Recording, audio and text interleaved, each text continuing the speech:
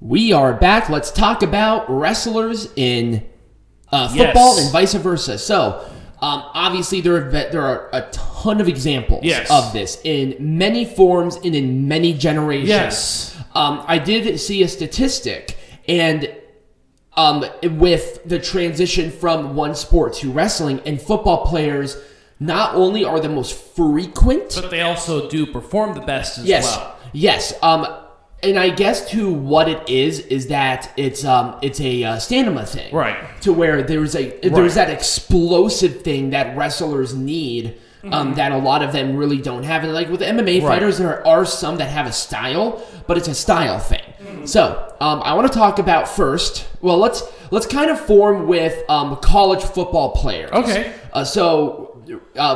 College football standouts that did not go to maybe went to the NFL, right?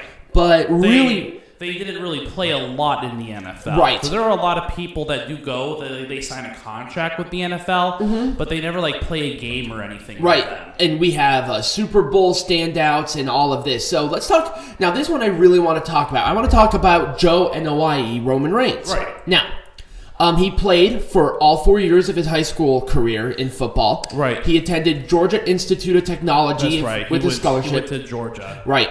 He did play for the Minnesota Vikings, but during the preseason in 2007's physical screening, that's where he found out that he had leukemia. Oh, that's right. Yes. So so he was not able to obviously play.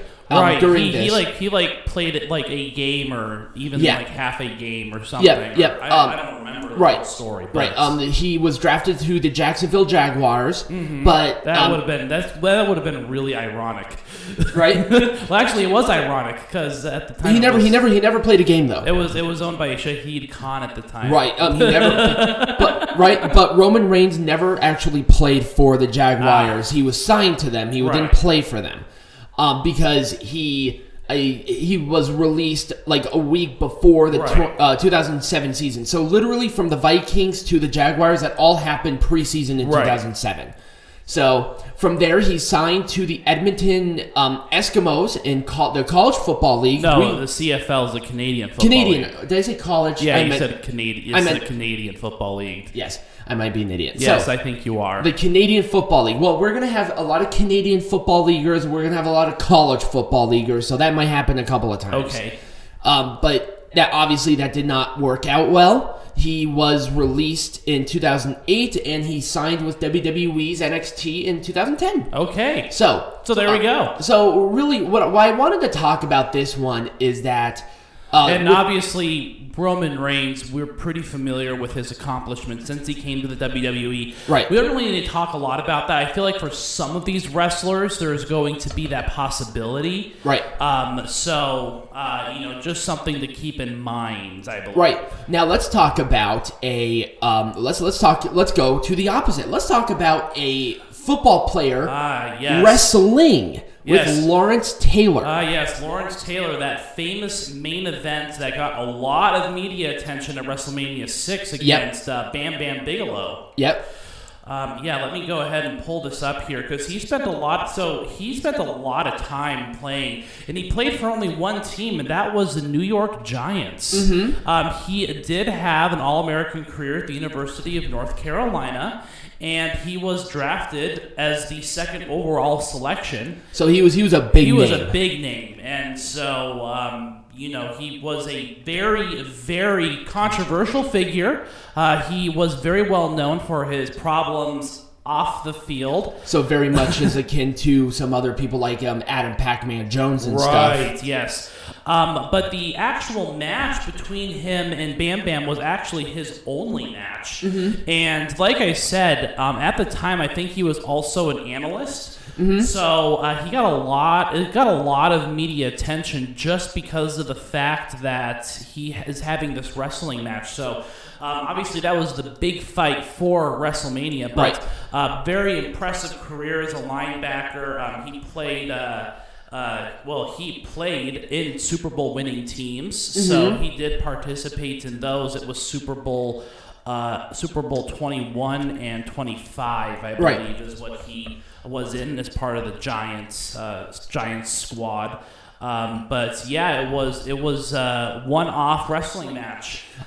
He actually, the one thing I found interesting in doing research was he actually was very well received because he did very well as a non-wrestler. He looked almost natural in the ring, from what a lot of people said. Right, but to what I heard after the fact, he was so exhausted he had to be carried back to his locker room. Right. Just because it's such a different, you have to click on a different thing as a part of cardio. Right. And I guess he wasn't really prepared for that either. So, but have you actually watched the match? No, I have between not. Lawrence Taylor? It was actually okay. Yeah, that's like I said. That's what I heard. Is like this is one-off match, right? And he did a decent job for a non-wrestler, which is not what not what we normally expect. Right. So let's go back to one of my selection because I kind of separated it out. Yeah. Let me talk about Ron Simmons. Oh yes. So, huge footballer. Like, he played for the Florida State. He was a Gator for all 4 years of his college career from 1977 to 1980. He played in his high school as well, and he was the first all-team. He was the first team All-State, so that was really cool, and he was a huge part of that. He was the first. So from there, he won back-to-back Orange Bowl champions in his junior and senior year in college. Okay. His jersey was retired by FSU. That was his number 50. And he was in the Orange Bowl Hall of Fame and the College Football Hall of Fame before he started his wrestling career, too. He was that significant. He had a brief career for the Cleveland Browns after being drafted in 1981. What selection number was he? I can't remember. I don't think it actually gave it. But he also played for the USFLs, which we'll talk about actually quite a bit. Yes. The Tampa Bay Bandits, and he actually played with Lex Luger on that team. Yeah. So we'll actually talk about him as well because Lex Luger had a much more successful football career. Yeah. Well, let's talk about that. Let's talk about Lex Luger now. Let's go in there. Because it's such a seamless transition. Right. With Ron Simmons, he never got a football scholarship, but Lex Luger did. He was at Penn State, but he was transferred to the University of Miami after his freshman year because Penn State coaches thought that he should make the move from a linebacker to a defensive end. So, in 1978, he played for the Miami Hurricanes, but was booted off due to off-the-field incidents. And one of the big ones is because he was homesick and his mind just snapped. Right. And he destroyed like 3 or 4 hotel rooms when they were going around. So he was disqualified for the rest of the season. Oh, okay. From there, he played for the Montreal Alouettes of the Canadian Football League. Fairly successful. He was from there signed to the Green Bay Packers, but never played due to an ongoing growing problem. Right. And this was a 1982 season. And then in 1984, he would play for the Tampa Bay Bandits, the Memphis Showboats, and the Jacksonville Bulls. Well, let's end off by talking about Steve Mongo McMichael, who end off the segment. Well, yeah, because we have 5. So we had. Oh, I see. Okay, yes, go ahead. So we're ending off the segment. I'm jumping around. So I'm like, wait, I was really confused. With Steve Mongo McMichael. Yep. And he actually was offered scholarships for football from 75 colleges. That's insane. Because of his high school career, he decided to attend the University of Texas's Austin. Was a defensive tackle for the Texas Longhorns from 1976 to 1979, and he actually was inducted into the College Football Hall of Fame in 2010. He was drafted straight by the New England Patriots, but before the second season, the Chicago Bears signed him as a free agent, and he actually helped lead the Bears to a Super Bowl win in 1985, and he played 101 games until 1990 when his playing time was reduced. And he gained notability in a 1991 game against the New York Jets. and that was, that was a very, oh God, what's the word I'm trying to say? I'm trying to come up with the descriptive. Oh, it was very well known at the time, and actually the coach had credited him as being one of the toughest players that he ever coached. Right. So, at the end of his NFL career, he did appear ringside at WrestleMania 11 in Hartford, and that was the same pay-per-view where Taylor wrestled Bam Bam Bigelow in the main event. So it all leads full circle. See how I did that? Right. So he actually wrestled primarily in the WCW.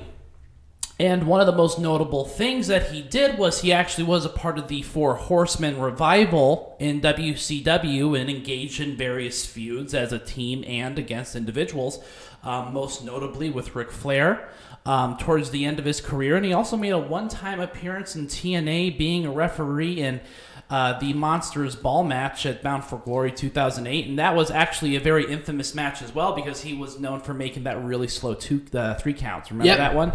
Yeah. So another illustrious career, not only in football but also in wrestling, which you don't find a lot of. Right. He wasn't like the best wrestler, but he had a long-standing career. He had a long career, and he was involved in some very significant storylines, especially in obviously WCW when he was part of the Four Horsemen. Right. When they revived it. So I thought that was an interesting way to lead off because, we talked about the one-off match with Lawrence Taylor and how he was kind of there as well. And he actually did play a very small role in that match too. So, just go full circle. When we come back from the break, though, we will be talking about 5 more professional football players turned professional wrestlers. Excellent. All right, we'll be back.